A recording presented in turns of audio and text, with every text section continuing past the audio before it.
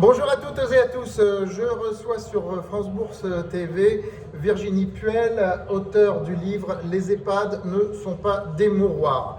Alors, vous savez que sur la Bourse de Paris, il y a quelques sociétés cotées qui sont positionnées sur ces services à la santé, en particulier pour les personnes âgées. Je pense à LNA Santé, anciennement Le Noble Âge, et je pense surtout à Clariane, anciennement Corian, et à Emeis, autrefois Orpea.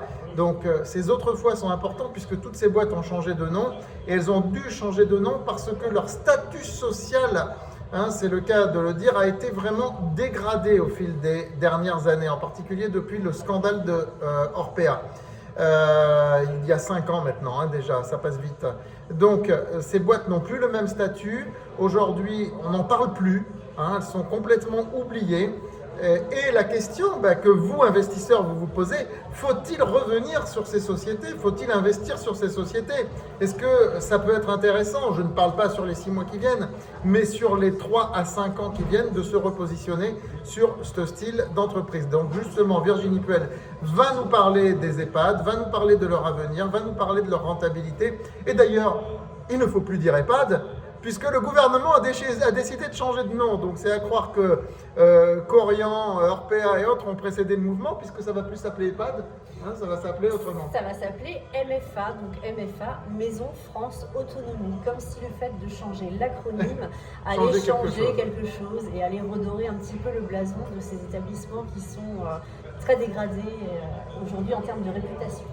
Voilà, donc alors ces sociétés, est-ce qu'elles ont pour but d'être rentables? Est-ce qu'elles ont encore pour vocation d'être rentables? Parce que c'est des sociétés à but lucratif, mais leur rentabilité est atteinte depuis quelques années et elles sont concurrencées aussi par tout ce qui est maintien à domicile. Depuis les scandales qu'il y a eu, c'est ce qu'on disait quand on en parlait ensemble, les gens ont peur de mettre leurs aïeux dans ce genre d'établissement. Qu'en pensez-vous?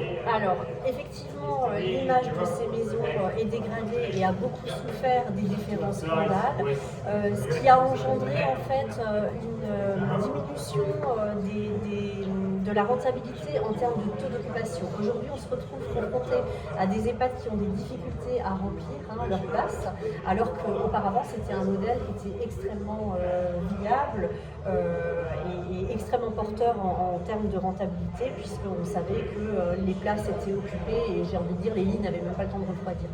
Aujourd'hui, la logique est un petit peu différente, d'autant plus qu'on a aussi mis le paquet au niveau gouvernemental sur le maintien des aînés à domicile. Voilà, c'est ça. Néanmoins, il y a une autre logique aussi qui fait souffrir ces EHPAD-là, au même titre que tous les EHPAD de France et de Navarre, quelle que soit la formule. Le problème, c'est le problème du personnel, de la crise des vocations, de la formation des personnes qui travaillent dans les EHPAD. Aujourd'hui, tout le secteur est vraiment en tension. Néanmoins, on peut s'interroger tout de même sur la suite à donner à tout ça par rapport à cette logique de rentabilité, parce qu'avec le vieillissement de la population, qui de toute façon est un fait, on va se retrouver confronté à une problématique d'occupation et à une problématique de qu'est-ce qu'on fait, quel est l'avenir de nos lieux et qu'est-ce qu'on en fait, où on les met. Donc, tôt ou tard, ces EHPAD qui ont du mal aujourd'hui à remplir leur lit vont se retrouver de toute façon dans une logique où ils seront occupés. Donc on parlait il y a quelques années de l'or gris. Est-ce qu'on peut encore dire que c'est de l'or gris quelque part? Aujourd'hui, c'est plus de l'or gris, mais je pense que d'ici 5 à 10 ans, la copie sera différente. Est-ce que vous pouvez rapidement donner un avis qui ne va pas être un avis d'analyste financier, puisque Virginie Puel a dirigé un EHPAD et c'est pour ça qu'elle écrit ce livre, Les EHPAD ne sont pas des mouroirs, qui est encore un livre récent, ça fait à peine 6 mois qu'il est sorti, qui rencontre un très beau succès d'ailleurs. Est-ce que vous pouvez dire quelques mots, mais pas en tant qu'analyste financier que vous n'êtes pas, mais de ce que vous avez comme idée ou comme écho sur les 3 sociétés que j'ai citées, à savoir Emeis, ex-Orpea, Clariane, ex-Corian et LNA Santé, ex-Le Noble Âge? Alors tout d'abord, il faut savoir que quand on place un proche dans ce type de groupe, dans ce type d'EHPAD, donc privé à but lucratif, les choses sont annoncées dès le départ, c'est transparent. On sait qu'on place un proche dans une société qui a un but commercial. Donc on peut s'attendre à avoir un service premium parce que forcément ce sont des services qui sont extrêmement chers, mais néanmoins ces groupes-là sont dans une logique de rentabilité et dans une logique aussi d'économie. Donc c'est des gens qui vont essayer pour marger au maximum de tirer finalement sur tous les prix. Ils vont tirer sur les prix de tous les consommables relatifs aux soins, tous les consommables relatifs à l'hygiène, tout ce qui va concerner aussi la restauration. Et malheureusement, on se retrouve dans des cas de figure où on a un service rendu à la population qui est accueillie qui est largement en dessous de ce qu'on pourrait en attendre. Oui.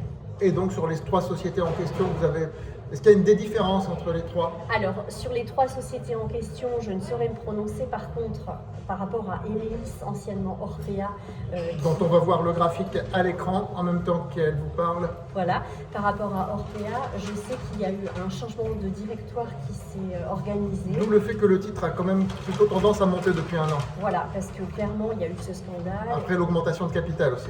Ouais. Donc il y a eu ce scandale effectivement, le changement de directoire, le changement d'appellation et aujourd'hui je crois qu'il y a un vrai travail qui est réalisé en profondeur pour justement permettre à cette structure de connaître un nouvel essor et d'accueillir bien plus dignement les aînés que ce qui était le cas auparavant et qui a donné lieu à ce scandale. Et sur Clariane? Sur Clariane, j'ai moins de retours. J'ai moins de retours. Clariane n'a pas fait l'objet d'un scandale, donc je sais que le modèle n'a pas forcément beaucoup évolué.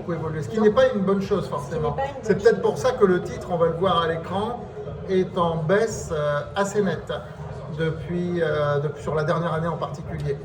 Et donc sur Elena Santé, vous ne connaissez pas. C'est une small cap, 300 millions de capitalisation, c'est une small cap. Elena Santé, je ne connais pas parce que dans la région où je me trouve, Elena n'est pas implantée. Vous êtes en Alsace, c'est ça? Je suis en Alsace. Par contre, effectivement, dans le livre, je parle des différents types d'EHPAD qui existent et de la distinction qui est importante et qui doit être faite absolument par le grand public parce qu'il y a toujours eu une espèce de confusion autour de ces scandales. Et donc, une société privée à but lucratif ne travaille pas comme une société privée à but non lucratif ou un établissement public. Ok, merci beaucoup. Quelques mots peut-être sur vous, sur votre parcours. Vous avez dirigé un EHPAD, ça c'est important de le dire, donc c'est pour ça l'interview n'est pas faite par juste quelqu'un qui s'intéresse de loin aux EHPAD. Vous avez dirigé un EHPAD et comment en êtes-vous arrivé à diriger un EHPAD? Quelques mots sur vous, votre parcours. Eh bien moi j'étais infirmière dans une autre vie et cadre de santé et bien sûr j'ai exercé ma fonction d'infirmière aussi à un moment donné en EHPAD et c'est ce qui m'a donné envie d'atteindre le niveau de la direction pour pouvoir justement développer plein de beaux projets autour de nos aînés. Et c'est comme ça que je me suis retrouvée à la direction d'un EHPAD pendant plus de 11 ans. Et là, vous faites plus ça aujourd'hui? Et aujourd'hui, je ne fais plus ça. Aujourd'hui, c'est épuisant de diriger un EHPAD? C'est épuisant. C'est réellement épuisant. Je veux bien le croire. Oui. Et la crise qu'on connaît dans les EHPAD aujourd'hui ne permet plus, malheureusement, de faire de la gestion de projet. Donc, on perd un petit peu le sens quand même de notre mission. Ok. Merci beaucoup Virginie. Peut-être un mot pour les spectateurs de France Bourse TV. Écoutez, si vous voulez en apprendre beaucoup plus sur le cœur des EHPAD et ce qui s'y passe et comment ça se passe réellement, achetez mon livre. J'en suis l'éditeur, vous devinez, puisque c'est JDH Édition. Je vous remercie. Au revoir. Au revoir.